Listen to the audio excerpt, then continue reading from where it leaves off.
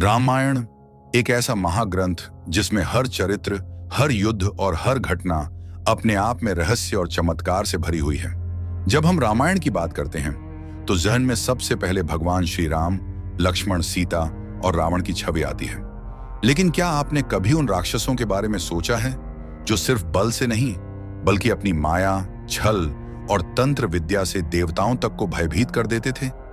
ये राक्षस कोई साधारण प्राणी नहीं थे। ये थे मायावी योद्धा जो रूप बदल सकते थे, आकाश में उड़ सकते थे और जिनकी चालें इतने रहस्यमयी थीं कि स्वयं देवताओं को भी चौंका देती थीं। लेकिन सवाल यह है, क्या रावण ही सबसे शक्तिशाली था या कोई और था जिसकी माया रावण से भी ज्यादा खतरनाक थी? कौन थे वो 14 राक्षस जिनका नाम लेते ही आर्षि मुनि कांप उठते थे? कौन थे वो मायावी राक्षस जो श्री राम के सामने सबसे बड़ी चुनौती बनकर खड़े हुए थे? इस वीडियो में हम खोलेंगे रामायण के उन रहस्यमयी पन्नों को जिन्हें अक्सर अनदेखा कर दिया गया है। हम जानेंगे उन 14 सबसे खतरनाक राक्षसों के बारे में जिनकी शक्तियां, उनके छल कपट और उनका संहार आज भी रोमांच पैदा कर देता है। तो तैयार हो जाइए एक ऐसी यात्रा के लिए जहां हर राक्षस की कहानी आपको चौंकाएगी, डराएगी और अंत में एक सवाल छोड़ेगी। क्या सच में अच्छाई ने हर बार बुराई को हराया था या कुछ रहस्य आज भी छिपे हुए हैं? वीडियो को अंत तक जरूर देखिए क्योंकि आखिरी मायावी राक्षस का नाम सुनकर आपके रोंगटे खड़े हो जाएंगे। नंबर 1, अकंपन। अकंपन राक्षस अकंपन लंका के प्रमुख वीरों में एक था। वह संपूर्ण अस्त्र शस्त्रों का झांता और कई मायावी शक्तियों को जानने वाला था। वही वाल्मीकि रामायण के अनुसार देवता भी उसे कभी भी कंपित नहीं कर सकते थे, यानी कि वह किसी से नहीं डरने वाला था, जिसके कारण ही उसका नाम अकपमन पड़ा। जब वह रणभूमि के लिए निकला तो समुद्र से ही हलचल मच गई थी और एक घनघोर युद्ध में ही महावीर हनुमान के हाथों ही अकंपन का वध हुआ था। नंबर 2, रांतक और देवांतक। मायावी राक्षस रांतक और देवांतक। आपने रावण के पुत्र मेघनाथ और अक्षय कुमार के बारे में तो सुना ही होगा। मायावी राक्षस रांतक तक और देवांतक भी रावण के ही पुत्र थे, जो अति बलशाली होने के साथ साथ कई अस्त्रों शस्त्रों के झाता थे। महावीर हनुमान और देवांतक का भीषण युद्ध हुआ था जिसमें मायावी राक्षस देवांतक मारा गया और बाद में अंगद के हाथों रांतक का वध हुआ था। लेकिन यह दोनों ही बेहद शक्तिशाली राक्षस थे जिन्होंने युद्ध भूमि में कोहराम मचा दिया था। नंबर 3, प्रहस्त। प्रहस्त मायावी राक्षस प्रहस्त लंकापति रावण के प्रधान सेनापतियों में से एक था। वह महाशक्तिशाली और मायावी राक्षस था। जब राक्षस अंकपत्र के मारे जाने के बाद रावण शोक के सागर में डूब गया तो उसने अपने मंत्रियों के साथ युद्ध की नीति बनाकर महाबली प्रस्थ को युद्ध में जा जाने की आज्ञा दे दी। अपने राजा की आज्ञा पाकर प्रहस्त लंका की विशाल राक्षसी सेना के साथ युद्ध भूमि में जाकर वानरों की सेना के साथ युद्ध करने लगा। उसकी सेना और विशाल शरीर को देखकर भगवान श्री राम ने विभीषण से पूछा कि आखिर यह कौन है? तब भगवान श्री राम के इस प्रश्न पर विभीषण ने कहा कि यह महाबली प्रहस्त है जो लंका का प्रधान सेनापति है, शस्त्रों को जानने वाला एक महान योद्धा है, कहते हैं। इसके बाद श्री राम के देखते ही देखते प्रहस्त ने अपने प्रहार से असंख्य वानर सेना को मौत के घाट उतार दिया। वाल्मीकि रामायण युद्ध कांड सर्ग 58। इस श्लोक के माध्यम से वाल्मीकि जी ये बताते हैं कि किस तरह से प्रहस्त के प्रहार से सेनाओं की लाशों का पहाड़ पृथ्वी पर दिखाई देने लगा। अंत में श्री राम के सेनापतियों में से एक और अग्नि के पुत्र वानर राज नील ने प्रहस्त का वध किया था। प्रहस्त इतना बड़ा वीर राक्षस था कि उसके मारे जाने के बाद खुद रणभूमि में रावण को आना पड़ा था। नंबर 4, कालनेमी। कालनेमी राक्षस रावण का विश्वस्त अनुचर था। यह भयंकर, मायावी और क्रूर था। इसकी प्रसिद्धि दूर दूर तक थी। रावण ने इसे एक बहुत ही कठिन काम सौंप दिया था। जब राम रावण युद्ध में लक्ष्मण को शक्ति लगने से वे बेहोश हो गए थे, तब हनुमान को तुरंत ही संजीवनी लाने का कहा गया था। हनुमान जी जब द्रोणाचल की ओर चले तो रावण ने उनके मार्ग में विघ्न पैदा करने के लिए कालनेमी को भेजा। कालनेमी ने अपनी माया से तालाब, मंदिर और सुंदर बगीचा बनाया और वह वहीं एक ऋषि का वेश धारण कर मार्ग में बैठ गया। हनुमान जी उस स्थान को देखकर वहां जलपान के लिए रुकने का मन बनाकर जैसे ही तालाब में उतरे तो तालाब में प्रवेश करते ही एक मगरी ने उसी समय हनुमान जी का पैर पकड़ लिया। हनुमान जी ने उसे मार डाला फिर उन्होंने अपनी पूंछ से कालनेमी को जकड़कर उसका वध कर दिया। नंबर 5, ताड़का। ताड़का के पिता का नाम सुकेतु यक्ष और पति का नाम सुंद था। सुंद एक राक्षस था, इसलिए यक्ष होते हुए भी ताड़का राक्षस कहलाई। अगस्त्य मुनि के शाप के चलते इसका सुंदर चेहरा क्रूप हो गया था, इसलिए उसने ऋषियों से बदला लेने की ठानी थी। वह आए दिन अपने पुत्रों के साथ मुनियों को सताती रहती थी। अयोध्या के पास स्थित सुंदर वन में अपने पति और 2 पुत्रों सुबाहु और मारीच के साथ रहती थी। उसी वन में विश्वामित्र सहित अनेक ऋषि मुनि तपस्या करते थे। ये सभी राक्षस गण हमेशा उनकी तपस्या में बाधाएं खड़ी करते थे। विश्वामित्र एक यज्ञ के दौरान राजा दशरथ से अनुरोध कर एक दिन राम और लक्ष्मण को अपने साथ सुंदर वन ले गए। राम ने ताड़का का और विश्वामित्र के यज्ञ की पूर्णाहुति के दिन सुबाहु का भी वध कर दिया था।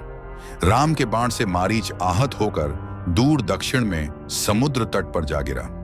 नंबर 6, मारीच। राम के तीर से बचने के बाद ताड़का पुत्र मारीच ने रावण की शरण ली। मारीच लंका के राजा रावण का मामा था। जब शूरपणखा ने रावण को अपने अपमान की कथा सुनाई तो रावण ने सीता हरण की योजना बनाई। देवी सीता का हरण करने के लिए रावण से मारीच के कहा कि तुम एक सुंदर हिरण का रूप धारण कर लो, जिसके सींग रत्नमय प्रतीत हो, शरीर भी चित्र विचित्र रत्नों वाला ही प्रतीत हो। ऐसा रूप बनाओ कि सीता मोहित हो जाए। अगर वे मोहित हो गईं तो जरूर वो राम को तुम्हें पकड़ने भेजेंगी। इस दौरान मैं उसे हर कर ले जाऊंगा। मारीच ने रावण के कहे अनुसार ही कार्य किया और रावण अपनी योजना में सफल रहा। इधर राम के बाण से मारीच मारा गया। नंबर 7, कुंभकर्ण। यह रावण का भाई था जो 6 महीने बाद एक दिन जागता और भोजन करके फिर सो जाता, क्योंकि इसने ब्रह्मा जी से निद्रासन का वरदान मांग लिया था। युद्ध के दौरान किसी तरह कुंभकर्ण को जगाया गया। कुंभकर्ण ने युद्ध में अपने विशाल शरीर से वानरों पर प्रहार करना शुरू कर दिया। इससे राम की सेना में हाहाकार मच गया। सेना का मनोबल बढ़ाने के लिए राम ने कुंभकर्ण को युद्ध के लिए ललकारा और भगवान राम के हाथों कुंभकर्ण वीर गति को प्राप्त हुआ। नंबर 8, महोदर। राक्षस महोदर। वाल्मीकि रामायण में वर्णन मिलता है कि मायावी राक्षस महोदर रावण का रिश्ते में दूर का भाई था। उसकी सबसे बड़ी विशेषता यह थी कि वो देवराज इंद्र के हाथी ऐरावत के कुल से जन्म लेने वाले हाथी सुदर्शन पर सवार होकर रणभूमि में जाता था। वह अत्यंत ही वीर और युद्ध कौशल में निपुण था। महाबली वानर नील ने ही महोदर को मारा था, लेकिन फिर भी वो बेहद ही खतरनाक राक्षस था। नंबर 9, कबंध। सीता की खोज में लगे राम लक्ष्मण को दंडक वन में अचानक एक विचित्र दानव दिखा, जिसका मस्तक और गला नहीं थे। उसकी केवल एक ही आंख ही नजर आ रही थी। वह विशालकाय और भयानक था। उस विचित्र दैत्य का नाम कबंध था। कबंध ने राम लक्ष्मण को एक साथ पकड़ लिया। राम और लक्ष्मण ने कबंध की दोनों भुजाएं काट डाली। कबंध ने भूमि पर गिरकर पूछा, आप कौन वीर हैं? परिचय जानकर कबंध बोला, यह मेरा भाग्य है कि आपने मुझे बंधन मुक्त कर दिया। कबंध ने कहा, मैं दनु का पुत्र कबंध बहुत पराक्रमी तथा सुंदर था। राक्षसों जैसी भीषण आकृति बनाकर मैं ऋषियों को डराया करता था, इसीलिए मेरा यह हाल हो गया था। नंबर 10, विराट। विराट दंडक वन का राक्षस था। सीता और लक्ष्मण के साथ राम ने दंडक वन में प्रवेश किया। वहां पर उन्हें ऋषि मुनियों के कई आश्रम दिखे। वहां के ऋषियों ने उन्हें एक राक्षस के उत्पात की जानकारी दी। उसे ब्रह्मा जी से यह वर प्राप्त है कि किसी भी प्रकार का अस्त्र शस्त्र न तो उसकी हत्या ही कर सकती है और न ही उसके अंग छिन्न भिन्न कर सकते हैं। राम और लक्ष्मण ने उससे घोर युद्ध किया और उसे हर तरह से घायल कर दिया, फिर उसकी भुजाएं भी काट दी। तभी राम बोले, लक्ष्मण, वरदान के कारण यह दुष्ट मर नहीं सकता, इसलिए यही उचित है कि हमें भूमि में गड्ढा खोदकर इसे बहुत गहराई में गाड़ देना चाहिए। लक्ष्मण गड्ढा खोदने लगे और राम विराट की गर्दन पर पैर रखकर खड़े हो गए। तब विराट बोला, हे प्रभु, मैं तुम्बुरु नाम का गंधर्व हूं। कुबेर ने मुझे राक्षस होने का शाप दिया था। मैं शाप के कारण राक्षस हो गया था। आज आपकी कृपा से मुझे उस शाप से मुक्ति मिल रही है। राम और लक्ष्मण ने उसे उठाकर गड्ढे में डाल दिया और गड्ढे को पत्थर आदि से बंद कर दिया। नंबर 11, खर और दूषण। ये दोनों रावण के सौतेले भाई थे। ऋषि विश्रवा की 2 और पत्नियां थीं। खर पुष्पोत्कट्टा से और दूषण वाका से उत्पन्न हुए थे, जबकि कैकसी से रावण का जन्म हुआ था। खर दूषण को भगवान राम ने मारा था। खर और दूषण के वध की घटना रामायण के अरण्यक कांड में मिलती है। शूर्पणखा की नाक काट देने के बाद वह खर और दूषण के पास गई थी। खर और दूषण ने अपनी अपनी सेना तैयार कर वन में रह रहे राम और लक्ष्मण पर हमला कर दिया था, लेकिन दोनों भाइयों ने मिलकर अकेले ही खर और दूषण का वध कर दिया। नंबर 12, मेघनाद। मेघनाद को इंद्रजीत भी कहा जाता है क्योंकि उन्होंने स्वर्ग पर आक्रमण करके उस पर अपना अधिकार जमा लिया था। मेघनाद बहुत ही शक्तिशाली और मायावी था। रावण के पुत्रों में मेघनाद सबसे पराक्रमी था। माना जाता है कि जब इसका जन्म हुआ तब इसने मेघ के समान गर्जना की, इसलिए यह मेघनाद कहलाया। मेघनाद ने युवावस्था में दैत्यों के गुरु शुक्राचार्य की सहायता से सप्त यज्ञ किए थे और शिव के आशीर्वाद से दिव्य रथ, दिव्यास्त्र और तामसी माया प्राप्त की थी। मेघनाद का वध भगवान लक्ष्मण ने एक दिव्य बाण से किया था। बाण मेघनाद का सिर काटते हुए आकाश में दूर तक लेकर चला गया। नंबर 13, अतिकाय। राक्षस अतिकाय रावण की पत्नी विंध्या मालिनी का पुत्र था। उसने ब्रह्मा जी से अनेक वरदान प्राप्त किए थे। जब वह रणभूमि में गया तो वानर सेना उसे देखकर यह समझ गई कि कुंभकर्ण फिर से जिंदा होकर आ गया। यह सोचकर श्री राम की सेना भयभीत होकर भागने लगी थी। अतिकाय राक्षसों में सिंह के समान पराक्रमी था, जिसे देखकर भगवान श्री राम भी आश्चर्य में पड़ गए थे। वाल्मीकि रामायण में वर्णन मिलता है कि अतिकाय केवल बलवान ही नहीं बल्कि बहुत ही बुद्धिमान भी था, लेकिन अंत में वो भी लक्ष्मण के हाथों मारा गया था। नंबर 14, रावण। रावण एक कुशल राजनीतिज्ञ, सेनापति और वास्तुकला का मर्मज्ञ होने के साथ साथ ब्रह्मज्ञानी और बहुविद्याओं का जानकार था। राक्षसों के प्रति उसके लगाव के चलते उसे राक्षसों का मुखिया घोषित कर दिया गया था। रावण ने लंका को नए सिरे से बसाकर राक्षस जाति को एकजुट किया और फिर से राक्षस राज कायम किया। उसने लंका को कुबेर से छीना था। उसे मायावी इसलिए कहा जाता था कि वह इंद्रजाल, तंत्र, सम्मोहन और तरह तरह के जादू जानता था। उसके पास एक ऐसा विमान था जो अन्य किसी के पास नहीं था। इस सभी के कारण सभी उससे भयभीत रहते थे।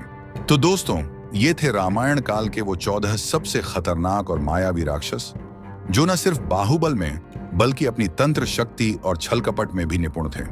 इनकी कहानियां सिर्फ युद्ध की नहीं थीं, ये कहानियां थीं अहंकार, लालच, माया और अंततः विनाश की। इन राक्षसों का अंत हमें सिखाता है कि चाहे बुराई कितनी भी मायावी क्यों ना हो, धैर्य, संकल्प और धर्म की शक्ति अंत में विजयी होती है।